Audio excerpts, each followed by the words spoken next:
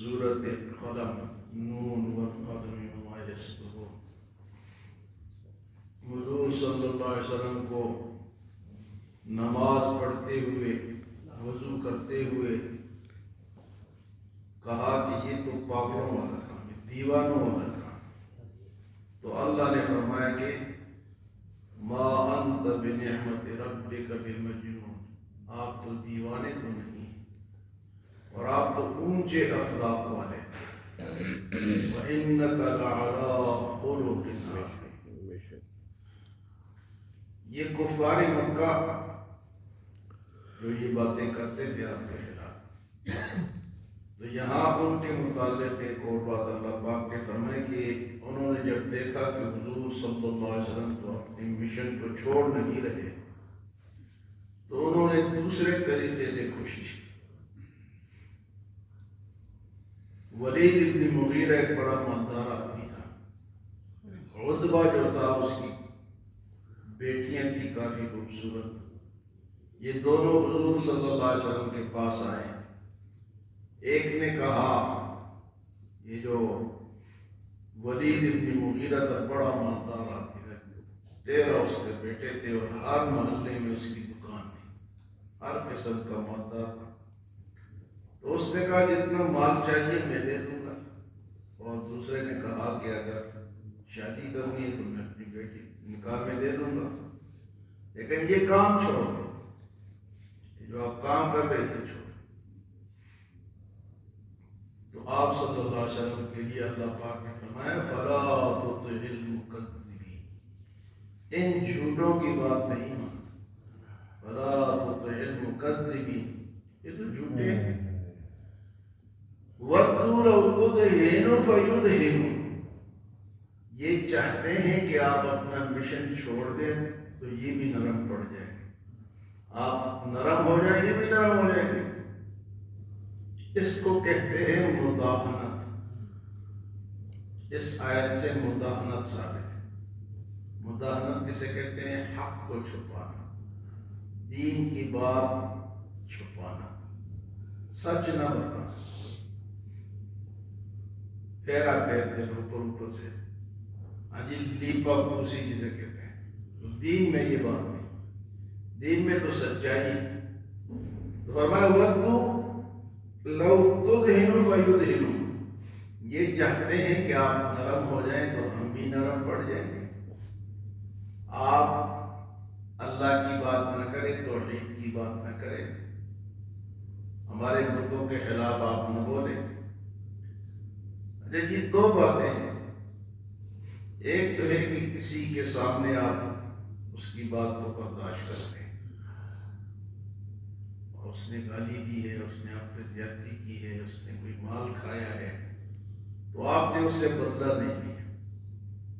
تو یہ ایک اخلاقی پہلو ہے، جس طرح حضور صلی اللہ علیہ وسلم کے بارے میں آتا ہے کہ آپ نے کبھی کسی سے بدلہ نہیں لیا، اپنے خلاف آپ کو اگر کسی نے کچھ کہا ہے تو آپ نے کبھی کسی سے بدلہ نہیں لیا۔ لیکن جہاں دین کی بات آئی، آپ صلی اللہ علیہ وسلم کا رنگ تبدیل ہو جاتا تھا، سرخ ہو جاتا تھا، اور اللہ کی بات میں کبھی کمپرومائز نہیں۔ تو یہ اگر انسان دین کی بات کو چھپائے تو یہ مداہنت کرتا ہے، یہ حرام ہے، یہ غلط ہے۔ کئی لوگ اس طرح ہیں، علماء میں بھی ہے اور عوام میں بھی ہے، لیڈروں میں بھی ہے، جہاں حق کی بات آئی سر نیچے کر، نہیں حق بات بتا نہیں۔ یہاں کہتے ہیں وَدُّوا لَوْ تُدْهِنُ فَيُدْهِنُونَ، یہ چاہتے ہیں کہ آپ مداہنت کریں، بات کو چھپائیں، تو یہ بھی اس طرح کریں گے۔ اور انہوں نے کیا کرنا، انہوں نے حق تھوڑا بتانا تھا، حق تو آپ نے بتانا۔ تو حق بات کا دین کے متعلق چھپانا یہ ناجائز ہے، حرام، یہ آپ نہیں چھپا سکتے۔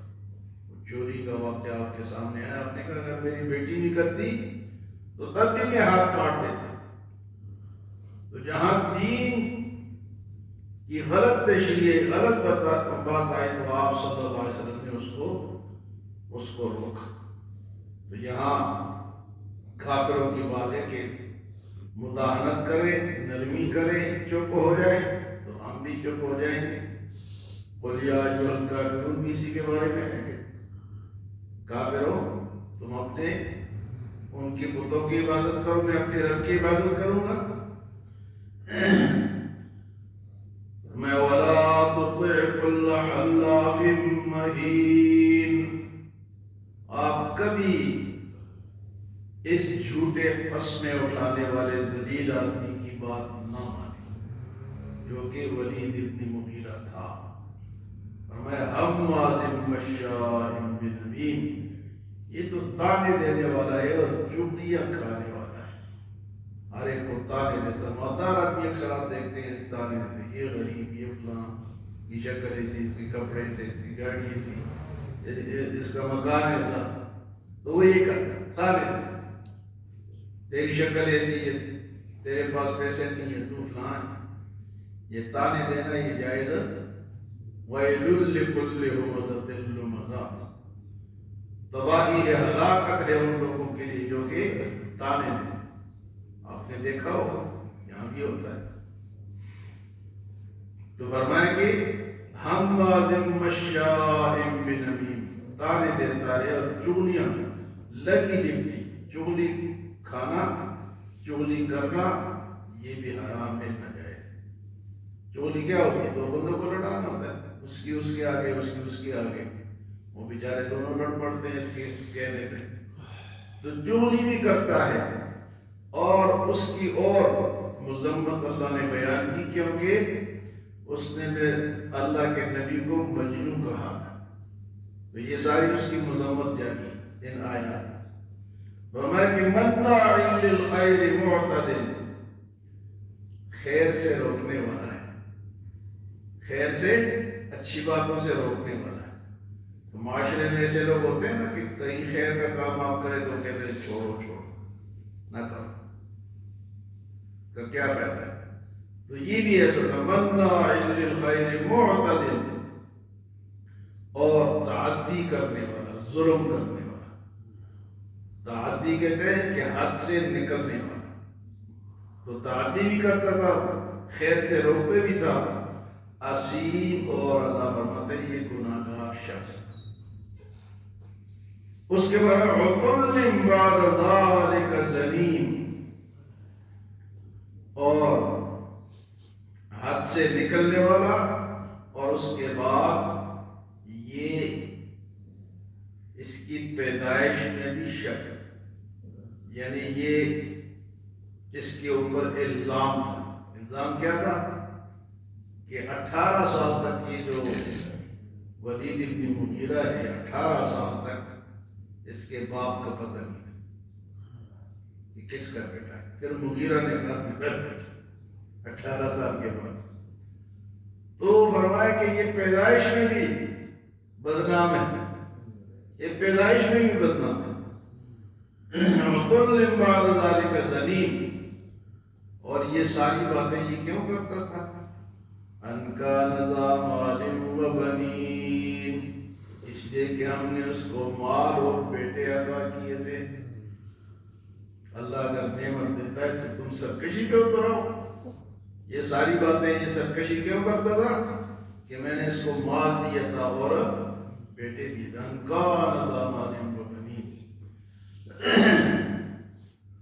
تو مال ملنا یا بیٹوں کا ملنا یہ اللہ کی نعمت ہے، اس پہ فخر نہیں ہونا چاہیے، اس پہ اللہ کا شکر ادا کرنا ہے۔ اور اس کے بعد فرمایا اذا تتلی علیہ آیاتنا قال اساطیر الاولین، جب ہم ان سے ہماری آیتیں اس کے سامنے پڑھی جاتی تھی تو کہتے ہیں یہ قصے کہانیاں ہیں، یہ تو پرانے لوگوں کی قصے کہانیاں، قرآن میں قصے کہانیاں ہیں، سمود کی، فرعون کی، قوم عاد کی، قوم لوط کی، لیکن کس لیے؟ عبرت کے لیے۔ وہ صرف قصہ نہیں ہے، مزے لینے کے لیے نہیں ہے، تو عبرت کے لیے کہ ان لوگوں نے نافرمانی کی، اللہ نے ان کو پکڑا۔ فرمایا کہ جب ان کے اس کے سامنے ہماری آیات تلاوت کی جاتی تھی، اذا تتلی علیہ آیاتنا قال اساطیر الاولین، یہ تو پہلوں کے قصے کہانیاں ہیں، سنسمہ علی الخرطوم، ہم اس کے سونڈ پر داغیں گے. سونڈ ناک کو کہتے ہیں، وہ جو ہاتھی کا ہوتے ہیں نا کہ سونڈ، اس کو سونڈ کہتے ہیں. ہم اس کے ناک کو داغیں گے. اس کا ناک نہیں پڑا تھا. سنسمہ علی الخرطوم. اور غزوہ احد میں ایک انصاری صحابی نے اس کو یہاں زخم لگایا، وہ پھر ٹھیک ہی نہیں ہوتا تھا. مکے میں آ کے علاج کراتے کراتے کراتے اسی میں مر گیا. اللہ نے فرمایا سنسمہ علی الخرطوم، ہم اس کے ناک کو داغیں گے. بھئی اللہ تعالیٰ جو کسی کو پکڑنا چاہے اس کے طریقے راستے بہت سارے.